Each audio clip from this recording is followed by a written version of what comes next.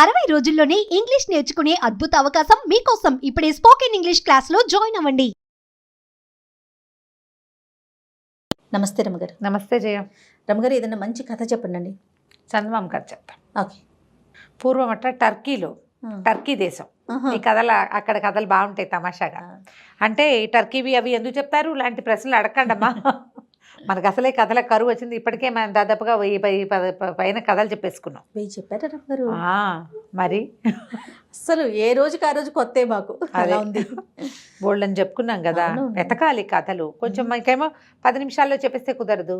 టాపిక్లు 10 నిమిషాలే మాట్లాడాలి. కథలు 25 నిమిషాలు కావాలి. ట్విస్టులు ఉండాలి. ట్విస్టులు ఉండాలి. అదే కదా. అయితే టర్కీ దేశంలో ఒక పక్షులు పట్టేవాడు ఉండేవాడట. సుల్తాన్లు అవి ఉన్న కాలం అనమాట అది. అయితే ఈ పక్షి ఒకరోజు వీడు ఏం చేసేవాడంటే అడవిలో చెట్ల మీద అక్కడ ఉచ్చు పన్నేవాడు. ఏ పక్షులైనా వాళ్తే దొరికిపోయేవి. ఓసారి వీడు ఎట్లా చెట్టు మీద ఉచ్చు పెడితే ఓ కాకి పడింది అందులో. వీడు కాకిని తీసాడు. కాకులు కూడా తినేవాళ్ళేమో, వాళ్ళు దుప్పదిగా మనకు తెలీదు పాపం. తీసుకునేసరికల్లా కాకి మనిషి భాషలో మాట్లాడింది, నన్ను వదిలేసేయి, నేను నీకేం ఉపయోగపడను, నన్ను వదిలేసి మళ్ళీ ఉచ్చుపెట్టు, ఒక అందమైన పక్షి వస్తుంది. ఆ పక్షిని సుల్తాన్ గారికి ఇచ్చేద్దు కానీ చక్కగా, నీకు బోల్ డబ్బులు వస్తాయి, నాతోటి ఏమొస్తాయి, పావలా కూడా రాదు నా వల్ల, వదిలేవా అందుట. సరే ఆ కాకిని చూస్తే అతను కొంచెం సరదా వేసింది. మాట్లాడతాయి ఆ కాకులు, కాకాకా అంటుంది, కాకా కాకుండా ఇది కీకి అంటోంది. అందుకని సరేనని దాన్ని వదిలిపెట్టాడు. అది అక్కడే నుంచుంది పోకుండా. ఇతను మళ్ళీ ఉచ్చుపెట్టి దూరంగా కూర్చున్నాడు. చాలాసేపటికి, ఎన్ని గంటలకో, ఒక అత్యద్భుతమైన సౌందర్యవంతమైన ఎంతో బాగున్న ఒక పక్షి వచ్చి వాలింది. ఉచ్చు బిగిసిపోయి దొరికిపోయింది. పక్షిని చూసి ఆశ్చర్యపోయాడు. ఇంత పొడుగు తోక దానికి, మెరిసిపోతూ, కిన్నెర జాతి పక్షి. అసలు మనం కనపడదు, మనకి ఎక్కడో కథల్లో వింటాం. అంత అందంగా ఉంది, ఎంత బాగుంది. ఎప్పుడు దాన్ని తింటాము, చేయటము ఏమిటి, దాన్ని సుల్తాన్కి కదా ఇవ్వాలి. దాని అందం పట్టలేకపోయాడు. దాన్ని తీసుకుని వెళ్ళి సుల్తాన్ గారికి చూపించాడు. సుల్తాన్ మామూలుగానే ఆయనకి విచిత్ర వస్తువులు అవి అంటే కొంచెం ఇష్టం. ఈ పక్షి అందంగా ఉండేసరికల్లా దాని సౌందర్యానికి వ్యామోహితుడై అపారమైన ధనం ఇచ్చాట ఈ పక్షులు పట్టేవాడికి. వాడు అమ్మయాన్ని ఆనందించాడు. కొన్నేళ్ల పాటు పక్షులు పట్టక్కర్లా, వాడు హాయిగా తింటూ కూర్చోవచ్చు, ఏదో చిన్న వ్యాపారం చేసుకోవచ్చు అనుకుని సరేనని అవి తీసుకుని పోయాడు. అయితే ఈ పక్షిని దగ్గర పెట్టుకుని ఈ సుల్తాన్ గారు ఎప్పుడూ దాన్ని మైమరిచిపోయి దాని వెనకాలే తిరుగుతూ ఉంటాడు. అసలు దాన్ని వదలటల్లా. ఈ వజీర్కి ఒళ్ళు మండిందిట. లేదా ఒక పిట్టను తెచ్చి వాడు ఇంత డబ్బట్టుకెళ్ళాడు, దాంతో మనకి 10 సంవత్సరాల జీతం వస్తుంది, వాడు ఎందుకు తీసుకెళ్ళిపోవాలి, వాడికి ఏదైనా శిక్ష పడాలి. వాడి వల్ల ఇప్పుడు సుల్తాను ఆ పక్షి పిచ్చి పట్టిన వాడిలాగా ఉన్నాడు. ఒకటి రాజుగారికి పిచ్చకిచ్చాడని మంటగా ఉంది, డబ్బులు పట్టుకుపోయాడని చీదరగా ఉంది. అందుకని ఏమనుకున్నాడు, ఒకరోజు వచ్చి సుల్తాన్ గారిని చూడబోయాడు. నేను ఒక బంగారు పంజరంలో ఆ పక్షిని పెట్టి దాంతో కబుర్లాడుతున్నాడు. అదేం మాట్లాడదు, తలకాయ ఊపుతుంది అంతే. దాని అందమే ఇంద్రధనుస్సు లాంటి రెక్కలు, బంగారపు రంగు కొప్పెర, ఈ ముందుండే పైభాగంలో ఉండే కుచ్చు, సౌందర్యం. వ్యామోహపడిపోతున్నాడు సుల్తాన్. ఇతను ఏమన్నాడు, వజీర్ వచ్చి, ఈ బంగారు పంజరం ఏంటండి, ఇంత అందమైన పక్షికి దంతపు ఇల్లు ఉండాలి, దంతంతో చేసింది అయి ఉండాలి. దంతంతో చేసింది ఏంటి, తెల్లగా ఉంటుంది. పక్షి అటు ఇటు కదిలినప్పుడల్లా దాని రెక్కల రంగు ఆ దంతాల మీద పడి ప్రతిఫలించి ఇంకా అందంగా ఉంటుంది, ద్విగుణీకృత సౌందర్యంతో కనపడుతుంది. అనేసరికల్లా ఒక పక్షికి ఇల్లు నిర్మించాలంటే పెద్ద గూడు, ఎన్ని దంతాలు కావాలి. ఎవరు తెస్తారండి దంతాలు అంటే, ఈ పక్షిని తెచ్చిన వాడు దంతాలు తెప్పించండి అన్నాడు. అనేసరికల్లా రాజుగారు మళ్ళీ పక్షుల వాడికి కబురు చేశారు. సుల్తాన్ గారు వాడిని పిలిచి, ఈ పక్షికి ఒక దంతపు ఇల్లు నిర్మించాలని అనుకుంటున్నా, దంతగృహం, అది ఫ్రీగా తిరగాలి, చిన్న పంజరంలో పట్టదు, అది బంగారు పంజరమే, పెద్దది కావాలి, దానికి 10x10 ఇల్లు కట్టాలంటే ఎన్ని దంతాలు కావాలి, పక్షి ఫ్రీగా ఉండాలి, దానికి మలమూత్రాలకి వాటికి ఇబ్బంది లేకుండా ఉండాలి, కాబట్టి దంతాలు పట్టు రమ్మన్నారు. అనేసరికి నిర్ఘాంతపోయాడు. ఈ పక్షులు పట్టేవాడు దంతాలు ఎట్లా తేగలుగుతాడు? కొద్ది రోజులు టైం ఇచ్చారు, 1 నెల లోపల నువ్వు దంతాలు ఏర్పాటు చేయాల్సిందే. అయితే ఏమైంది, రాజుగారు ఈ మాట చెప్పారు, కానీ వజీర్ ఏం చెప్పాడంటే, నువ్వు దంతాలు తేకపోతే నీకు మరణశిక్షే, 1 నెల రోజులు టైం ఇస్తున్నావు, లేకపోతే అంతే నీ సంగతి. వీడికి మరణశిక్ష ఇస్తే వీడి ఆస్తి అంతా జప్తు అవుతుంది, సుల్తాన్ ఇచ్చిన డబ్బంతా మళ్ళీ వెనక్కి. వీడు ఏడు మొహం పెట్టుకుని బయటకు వచ్చాడు. నడిచొస్తుంటే ఎక్కడి నుంచో పరిగెత్తుకుంటూ వచ్చింది కాకి వీడి భుజం మీద వాళ్ళింది. ఏమిటి అలా పెట్టుకున్నావు మొహం, ఏమైంది నీకు అది అనేసరికల్లా వీడు ఆ కాకిని గుర్తుపట్టి తనకి ఏం చెప్పాడంటే, మరి నేనేం చేయను, దంతాలతోటి ఇల్లు కడతాట, ఏనుగు దంతాలు తెమ్మంటాడు. అసలు ఏనుగులు ఎక్కడున్నాయి మనకి, ఓ దంతం దొరుకుతుంది, అంత ఏ 25-30 దంతాలో ఉంటే కానీ ఆ ఇల్లు అవ్వదు అనేసరికల్ దానిదేమిది, నువ్వు కంగారు పడకు, రాజుగారి దగ్గరికి వెళ్ళి 40 పీపాల సారా కావాలని అడుగు. ఓకే. మనకు అడవిలో ఏనుగులు నీళ్లు తాగే మడుగు ఒకటి ఉంది. ఈ 40 పీపాల సారాని అక్కడికి షిఫ్ట్ చేయమను. మొత్తం ఎత్తి సారా ఆ నదిలో పోసాయి, ఆ గుంటలో మడుగులో. ఏనుగులు వచ్చి 2 రోజులకి 5 రోజులకి ఒకసారి వచ్చి నీళ్లు తాగుతాయి. ఆ సారా నీళ్ళు తాగితే మత్తెప్పి పడిపోతాయి. కోసేసుకో నీకు కావాల్సిన దంతాలు, నువ్వు కోసిన అవి లేవు అనేసరికి ఈ పని బాగుందనుకున్నాడు. బాగుందనుకుని రాజుగారికి చెప్పాడు. రాజుగారి సుల్తాన్ ఏమన్నాడు, సరేనని ఓ పెద్ద బండి మీద 40 పెద్ద పెద్ద పీపాల నిండా సారా పోయించి ద్రాక్ష సారా వీడితో పంపించాడు. వీడు పోయే ఏనుగుల మడుగులో అవంతా పోసేసాడు. పోసాక ఏనుగులు వచ్చినాయి, తాగినాయి. వీడిద్దరు 3 మనుషుల సహాయంతో దంతాలన్నీ కోసేసి ఏ బండి మీద సారా పీపీలు పెట్టుకొచ్చాడో అదే బండి మీద దంతాలన్నీ వేసుకుని పట్టుకెళ్ళిపోయాడు. వజీర్ నిర్ఘాంతపడి, వీడికాడు పుడక, వీడు బలే తెచ్చేశాడే, ఎలాగైనా వీడిని మళ్ళీ ఇంకోసారి పట్టించాలనుకున్నాడు. ఆ దంతంతో చక్కగా అన్ని దంతాలు పెట్టి బ్రహ్మాండంగా గూడు లాంటి ఒక ఇల్లు కట్టారు. పక్షి అక్కడెక్కడెక్కడే హాయిగా తిరుగుతూ ఉండేది. బాగుంది. కొన్ని రోజులు గడిచాక ఏమైంది, ఓ రోజు వజీర్ వచ్చి అన్నాడు, రాజా ఎంతసేపు సుల్తాన్ మీరు ఏమన్నారు, జహాపనా అంటాడనమాట, మీరు పక్షికేసే చూస్తున్నారు కానీ అదొట్టి బొమ్మలా కూర్చుంది ఏమిటండి, మాటామంతి లేకుండా.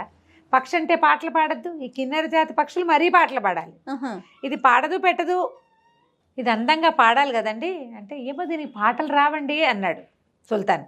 అనేసరికి ఎందుకు రావు, ఈ పక్షి దొరికిందంటే ఖచ్చితంగా ఇది ఎవరిదో పెంపుడు పక్షి, పక్షులు వాడికి తెలుసు దీని పెంపుడు వాళ్ళు ఎవరో, వాళ్ళకి తెలుసు దీంతో పాడించడం ఎట్లా, వాళ్ళని బట్టు రమ్మనండి అనగానే రాజుగారికి తట్టింది. ఇంత అందమైన పక్షి ఇంతకంటే అందంగా గొంతెత్తి పాడితే ఎంత బాగుంటుంది, పట్టరండి రా పక్షులు వాడిని అన్నారు. మళ్ళీ వాడిని మోసుకొచ్చారు. వాడన్నాడు, లబో దిబో మనండి, నేను అడవిలో పెట్టానండి ఉచ్చు, అది వచ్చి అక్కడ పడింది, నాకు తెలీదు, దాన్ని అది పెంపకం పక్షి అని కూడా నాకు తెలీదు, అది కుయ్యమనలేదండి, ఊరికే అందంగా కళ్ళు మెటకరిస్తుంది, అటు ఇటు తిరుగుతుంది తప్ప నాకు కనపడలేదండి అంటే ఒప్పుకోలే రాజు. దీన్ని పాడించాలి, దీన్ని పెంపకందారులు ఎవరో చూసి పట్టరా, వెతకబోయ్ అన్నాడు. వీడు కాళ్ళు ఏడ్చుకుంటూ వజీర్ దగ్గరకు వచ్చాడు. వజీర్ అన్నాడు, 40 రోజుల లోపల దీని ఓనర్ని తీసుకొచ్చి దీన్ని పాడించకపోతే నీకు మృత్యువు తప్పదు, నీ ఆస్తి జప్తు చేయక తప్పదు. రెండోసారి దంతాలు తెచ్చినప్పుడు రాజుగారు 3 ఇచ్చాడు డబ్బులు. వాడు ఆ డబ్బంతా పెట్టి కూర్చున్నాడు. సంతోషం ఏది వాడి బతుక్కి పాపం. సరే మళ్ళీ బిక్కమొహం వేసుకుని బయటకు వచ్చాడు. కాకి కనపడింది.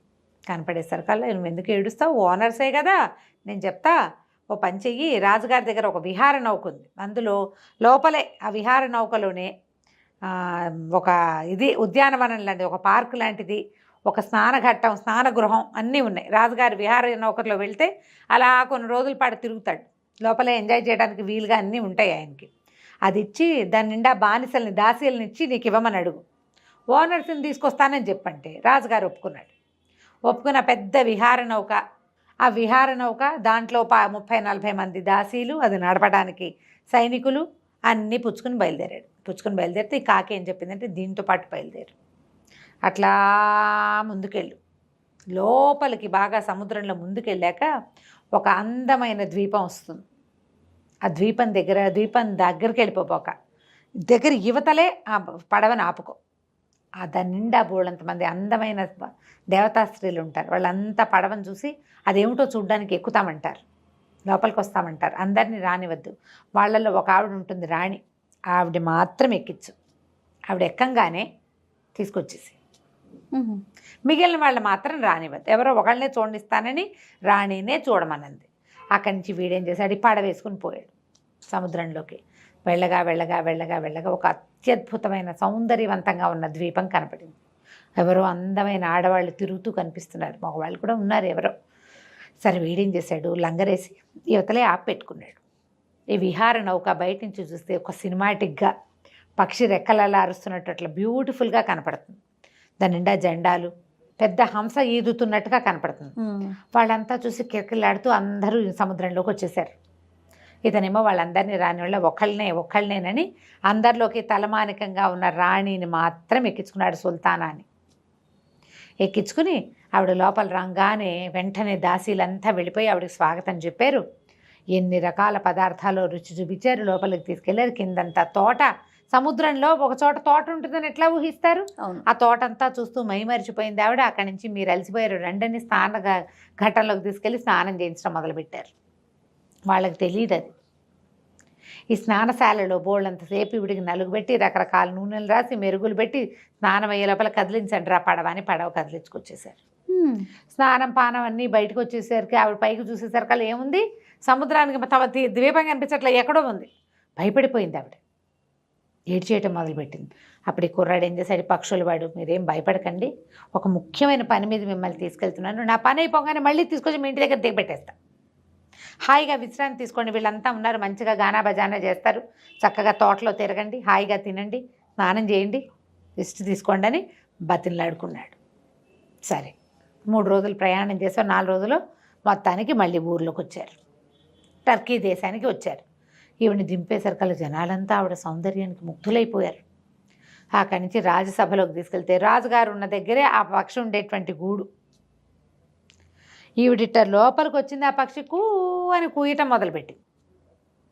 ఎంత అందంగా పాడుతోందో. రాజు మైమరిచిపోయాడు దాని పాటకి. ఈ ఎదురుగుండా వచ్చిన ఆవిడ సౌందర్యానికి అయితే కుదేలైపోయాడు. ఆవిడ దాని దగ్గర కూర్చోబెట్టుకున్నాడు. ఆ పక్షి తెగ పాడింది. ఈవిడిని ఆవిడకి రాజోపచారాలన్నీ చేయించాడు. నాతో ఉండిపోమని అడిగాడు. ఆవిడ ఒప్పుకుంది. ఆవిడే ఉండిపోయింది ఇక్కడే ఈయనతోటి. సుల్తానా, ఆయన సుల్తాన్, ఈవిడ సుల్తానా. ఆ పక్షి నిరంతరము పాడుతూ ఆవిడకి ఆనందం కలిగించేది. ఆవిడ స్నానాలు చేస్తూ పానాలు చేస్తూ పళ్ళు గిళ్ళు తింటూ హ్యాపీగా ఈయనతోటి గడిపింది కొంతకాలం. కొన్నాళ్ళు అయ్యాక ఆవిడకి ఏదో జబ్బు చేసింది సుల్తానాకి. ఇక ఎన్ని వైద్యాలు చేసినా కుదరలా, ఏం చేసినా అవ్వలేదు. అవపోయేసరికల్లా సరే వాళ్ళేమన్నారు, వజీర్కి ఏం చేయాలో తెలియటల్లా. దాన్ని పంపిస్తే పక్షి కోసం చూస్తే దంతపు గ్రహం వచ్చింది, దానికోసం చూస్తే ఈవిడొచ్చింది. రాజుగారు మైమరిచిపోయాడు. ఈ కుర్రాన్ని ముంచెత్తేసాడు డబ్బులో. ఈవిడేమో రాజుగారిని ఇంకా కొంచెం మైమరిపించేలాగా చేసేసింది. ఇప్పుడు జబ్బు. అక్కడి నుంచి వాళ్ళు ఏమన్నారు, ఈ కుర్రాన్ని మళ్ళీ పిలిచారు. పిలిచేసరికల్లా ఈవిడికి వైద్యం చేయించాలంటే ఏం చేయాలి? అప్పుడు కాకింది, నువ్వు భయపడద్దు, ఈవిడికి ఒక ఔషధి కావాలి. వీళ్ళు ఏంటంటే అక్కడ ఉండే దేవతా స్త్రీలు వాళ్ళు ప్రతి నెల ఒక ఆహారం ప్రత్యేకంగా తీసుకుంటారు, ఒక ఔషధం తీసుకుంటారు, దానివల్ల ఆరోగ్యంగా ఉంటారు. ఇక్కడ అది లభించలేదు. 6 నెలలు అయ్యేసరికల్లా ఆవిడకి జబ్బు చేసేసింది. పద మళ్ళీ ఈసారి విహార నౌక తీసుకో మళ్ళీ అని చెప్పింది. మళ్ళీ విహార నౌక తీసుకుని ఆవిడ ఇంటికి బయలుదేరి వెళ్ళాడు. ఆవిడ రాను ఇక్కడే ఉంటానంది. ఈయనతో ఉండటానికి ఇష్టపడింది ఆవిడ. విహార నౌక తీసుకెళ్తే అంతకుముందు ఇంతమంది స్త్రీలంతా పరిగెత్తుకుంటూ వచ్చారు. ఇప్పుడు ఒక్కళ్ళు రాలా, ఎవరు రాలా. ఈయనే దిగెళ్ళాడు. అబ్బాయి ఏం చేస్తాడు మరి? అంతకుముందు సముద్రంలో ఆపుకుంటే ఇంతమంది వచ్చారు, 100 మంది. ఒక్కళ్ళు రాలేదు. దూరంగా ఎవరెవరో కనపడుతున్నారు కానీ ఎవరు వీడికేసి చూడలే. వీడు దిగి వెళ్తే పెద్ద కోటలాగా ఉంది, బంగారంతో చేసినట్టు మెరిసిపోతుంది కోట అంతా. పువ్వులు ఇవి తోటలు గీటలు బ్రహ్మాండంగా ఉంది. ద్రాక్ష తోటలు, పువ్వుల తోటలు. వాళ్ళకి ఆ పువ్వులు ఏం చేయాలో తెలియదు, ఆ ద్రాక్షను ఏం చేయాలో తెలియదు. దగ్గరికి వెళ్ళేసరికల్లా ఒక కోట వాకిట్లో 2 పెద్ద పెద్ద సింహాలు ఉన్నాయి, చెండ సింహాలు. వీడిని చూడంగానే గర్జించడం మొదలుపెట్టాయి. అవి దూకేలాగా ఉన్నాయి మీద. ఇంతలో ఎక్కడి నుంచి వచ్చిందో కాకి వీడి భుజం మీద వాలింది. భయపడుకు, నువ్వు నా ఈకొకటి పీక్కో. ఆ ఈకతో సింహం దగ్గరికి వెళ్ళి దాన్ని నెత్తి మీద గీరు, రెండిటి మీద. దీని మీద గీరు, ఇది ఊరుకుంటుంది, దాని మీద గీరు, అది నేనేం చెయ్యవు. కోట తలుపులు తోసుకొని లోపలికి వెళ్ళు, వాళ్ళ మంది ఇస్తారు, తీసుకొద్దు కానీ అనేసరికల్లా వీడు ఏం చేశాడు, కాకి ఈకని ఇట్లా ఆడిస్తూ వెళ్ళేసరికల్లా సింహం గర్జిస్తుంది కానీ దూకట్లా, ఊరుకుంది. దగ్గరికి వెళ్ళి ఆ సింహాన్ని నెత్తి మీద దాని జూలు ఉంటుందిగా ఇట్లా, ఆ జూల్లో గీరేసరికల్లా అది ఇట్లా చమ్మగా కళ్ళు మూసుకుంది. రెండో సింహాన్ని కూడా గీరాడు, మాట్లాడకుండా ఊరుకున్నాయి. తలుపు దోసుకొని లోపలికి వెళ్ళాడు. ఇంతమంది గుంపుగా ఆడవాళ్ళంతా వచ్చారు.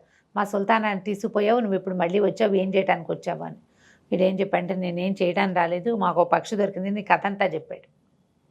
చెప్పి ఆవిడ అందుకు తీసుకెళ్ళాను. ఆవిడ అక్కడే ఉండటానికి ఇష్టపడుతుంది, ఆవిడకి ఒంట్లో బాగుండలేదు, మందు కోసం వచ్చాను, ఔషధం తీసుకురమ్మని పంపించింది ఆవిడ, నన్ను వెళ్ళమంది అన్నాడు. అనేసరికల్లా సరే వాళ్ళు ఏం చేశారు, ఒక కుప్ప ఎత్తేసి మందు ఇచ్చారు.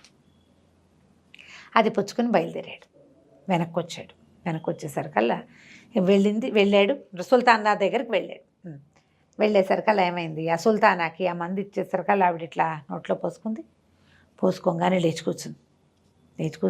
వస్తే నువ్వేంటే బద్దకప్పు మొహదానా అని తిట్టేసా. ఎవరిని తిడుతోంది అనుకున్నారు, ఈ కుర్రాడి భుజం మీద వాలిన కాకిని. తిట్టేసరికల్లా అతను అన్నాడు, ఈ కాకే సహాయం చేసిందండి నాకు అన్నాడు. నాకెందుకు తెలీదు, నాకు తెలుసు, ఈ కుర్రాడికి ప్రాణాల మీదకి వచ్చిన ప్రతిసారి వీడిని కాపాడుతున్నావు కదా, ఇప్పుడు నాకు అర్థమైంది, బద్ధకం తగ్గించుకుంటే అసలు ఈ బతికే వచ్చేది కాదు నీకు అంది. అనేసరికల్లా రాజు సుల్తాన్ ఆశ్చర్యపోయాడు, ఏమిటి కాకి మనకి ఏం సంబంధం అంటే, ఈ కాకి నా దాసి, పనిచేసేది కాదు, మహాబద్ధకస్తురాలు, అందుకని దీన్ని కాకి అయిపోమని చెప్పించాను. అది కాకి అయిపోయి ఆ తిరుగుతుండేది ఆగమ్మ కాకి, ఈ కుర్రాడికి దొరుకుంటుంది, వాడు అందానికి మోహించి వాడు వెనకాల పడి తిరుగుతోంది అని చెప్పింది. చెప్పంగానే ఆ కాకి అందమైన అమ్మాయిగా మారిపోయింది. ఆ కాకి ఏమిటి, దాసిది. ఆ ద్వీపంలో ఉండలేక కాకి రూపంతో ఇటు వచ్చింది. ఈ కుర్రాడు కనపడ్డాడు, వీడితో ఫ్రెండ్షిప్ చేసింది, వీడికి ఒకటి వనగుర్చింది. క్రమంగా తన రూపం మార్చుకునే అవకాశాన్ని పొందిందనమాట. సరే ఆ అమ్మాయికి పెళ్లి చేసేసింది ఈవిడ, తన దాసి పిల్లకి, ఈ పక్షులు పట్టే కుర్రాడికి. ఆ తర్వాత రాజుగారి సేవలోనే ఉండిపోయాడు. అయితే రాజుకు అర్థమైంది, తమ వజీరు కావాలని ఈ కుర్రాడిని ఇరికించడానికి వాడిని ఇట్లా బెదిరించి ఈ పనులు చేయించాడని తెలుసుకుని వజీర్ దుష్టబుద్ధిని కనిపెట్టి వజీర్నేమో ఊరి బయటికి పంపించేశాడు. ఈ కుర్రాడినే తన వజీర్గా చేసుకుని వాడికి తెలివైన సలహాలు చెప్పిన వాడి భార్యనేమో తన భార్యకి సహాయకారిగా తన దగ్గరే ఉంచుకున్నాడు. ఎంతకాలమో వాళ్ళు కలిసి హాయిగా ఉన్నారు. కథ కంచికి మనం ఇంటికి. నమస్తే. నమస్తే జయ. సుమన్ టీవీలో మీ పర్సనల్ అండ్ బిజినెస్ ప్రమోషన్స్ కోసం కింది నెంబర్కి కాంటాక్ట్ చేయండి.